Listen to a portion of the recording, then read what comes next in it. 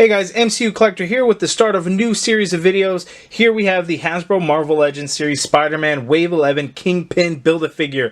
This is one of my most anticipated waves of the year. It's going to kind of go teeter between this one and the X-Men wave, which we know is going to be a fantastic wave. X-Men Wave 1, I think it's going to be with the Caliban Build-A-Figure.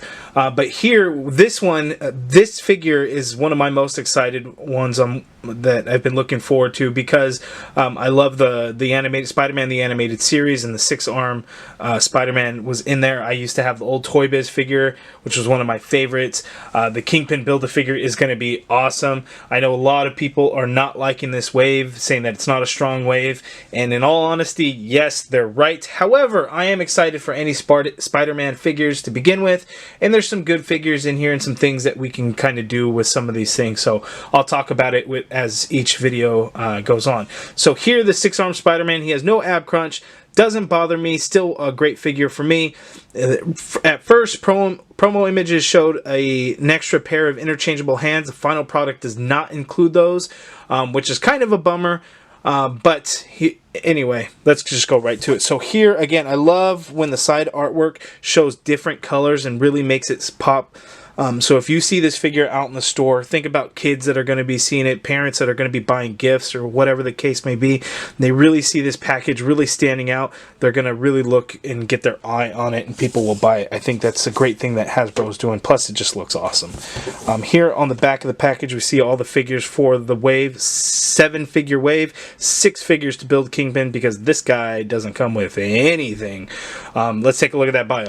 Okay, the bio reads, hoping to cure his spider powers, Peter Parker drinks a special mixture and wakes up with 4 extra arms.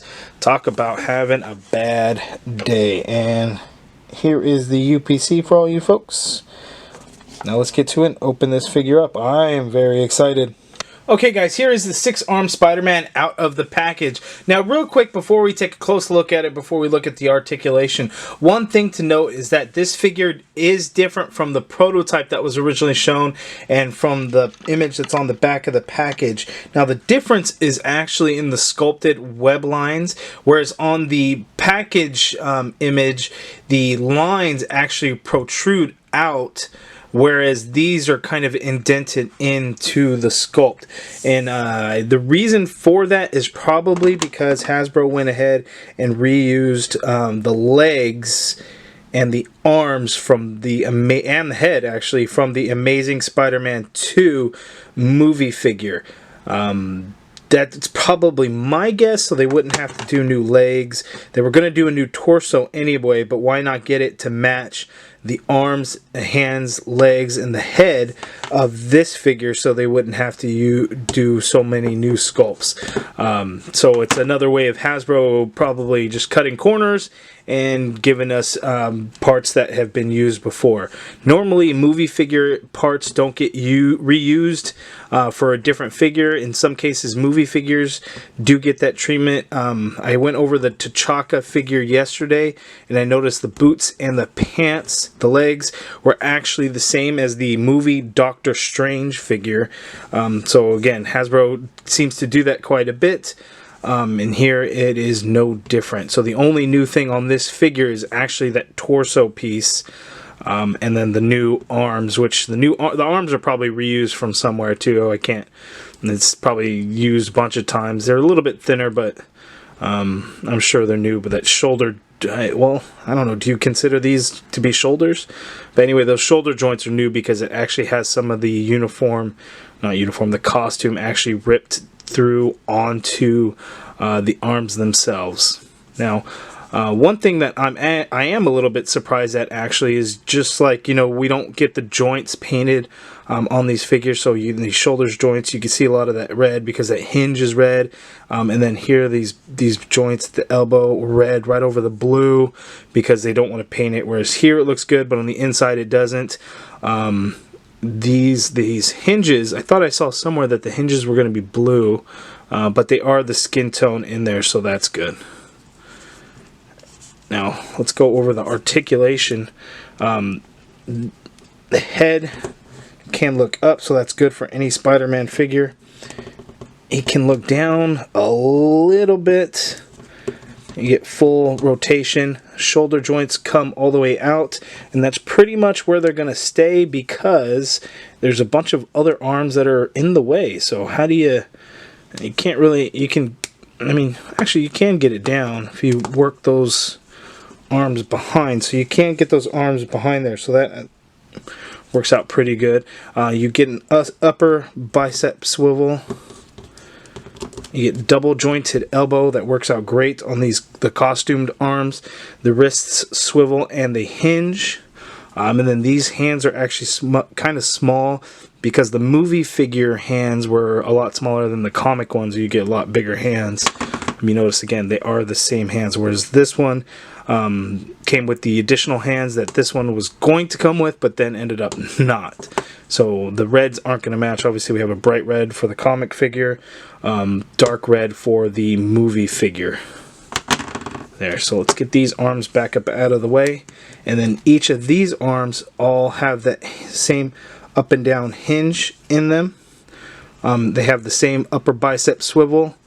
Each have a double jointed elbow, which is great, and they all have a fist, so they're all the same. This one, I'm trying to look at the sculpt, see if the ripped costume pattern is the same even, and it looks like each one is actually different. So that's actually a little bit of a surprise. So each one of these shoulder joints on the additional the new forearms, they are each different because they each have a little bit of the sculpted costume on there, and each one is a little bit different. And I'll show you guys the pattern of that and we take the close-up look to it. This torso is very large too. I thought it was going to be thin, and that's why they didn't do the ab crunch. Now at this point I'm not sure exactly why they didn't do the ab crunch on this figure. If I were to crack it open, I'm sure there's probably not a lot of space, and I've never really cracked any other figures open to see kind of what's going on inside and how this ab crunch works. But I would imagine for the ab crunch there, if they would have wanted to do it, this ball joint wouldn't be able to go in so much. Maybe they could have done a smaller one. Maybe they could have done a diaphragm joint like the female figures. That would have been better than nothing. But it is what it is. From posability, you're not going to get him into the most dynamic poses. And for me, my collection, he will be vanilla posed. Probably something like this in my Detolf. So it doesn't bother me at all. It works for me. But for you guys, I know it may be a problem. So the arms, get those out of the way. You got to kind of work them out. So the legs, the hips come out very far apart. So good articulation, range of motion there. You get an upper thigh cut, double jointed knee. You also get a boot swivel, feet hinge up, feet hinge down, and you do get an ankle pivot. And one thing is that these legs are very thin. So this movie figure was even more thin than comic figure. So you expect a little bit of warping, a little bit of gumminess because it's so thin. So we want to be careful with that. Now let's take a closer look at this Spider-Man.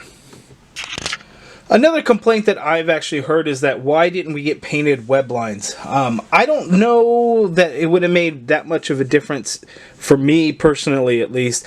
I think the painted web lines look good when the lines are not sculpted. When they are sculpted, for some reason it just doesn't look as good to me. Like here, I just don't like the way it looks because they have to apply kind of the way they do it. I think they do the black over the whole thing and then try and take some of the black off. I'm not sure of the full process, but I don't like the way it comes out looking, and that's just me personally. I just don't like this figure. I don't think it needed the painted web lines. I'm not sure exactly how it would have looked without them. But for me, anyway, I don't think it was necessary.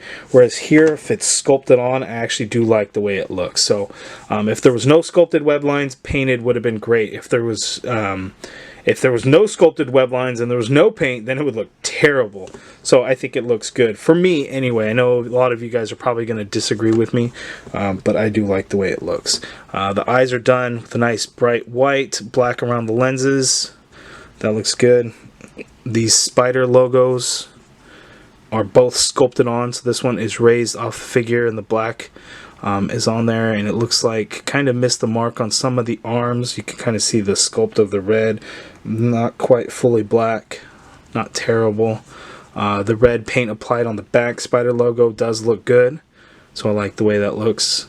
The ripped parts of the costume on the shoulder joints of the forearms, the paint came out very good. I'm surprised they didn't really miss it anywhere.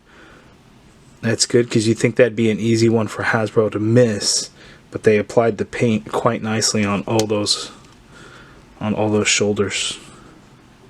Might be careful though. There looks like there could be some paint rub as you're kind of going around moving these arms around, so definitely want to be careful with that. You could see that the rip pattern is actually different for each and every one of them as well. None of them are the same. And you can see that the suit, the blue, uses that same texture that the movie figure used, and they added it to the torso piece, of course, since that was a new piece. And the legs and boots are just done in that red plastic. Again, the sculpted web lines. But that's the 6-arm Spider-Man figure. He is the double per case, so he will probably be easy to find, especially because he doesn't come with the Kingpin Build-A-Figure piece. And that, of course, is the highlight of the wave, is the Kingpin Build-A-Figure. So most collectors will probably be picking up this entire wave just so they can build Kingpin. So this guy will probably be pretty easy to get since most people don't want him. I like it. That's just me. You guys let me know how you guys think of the figure. Will you be picking it up? I'm curious. I want to know. I want to see who out there, who else likes the figure. Let me know down in the comments below if you guys have any questions, comments. Thank you for watching, and subscribe if you haven't already done so.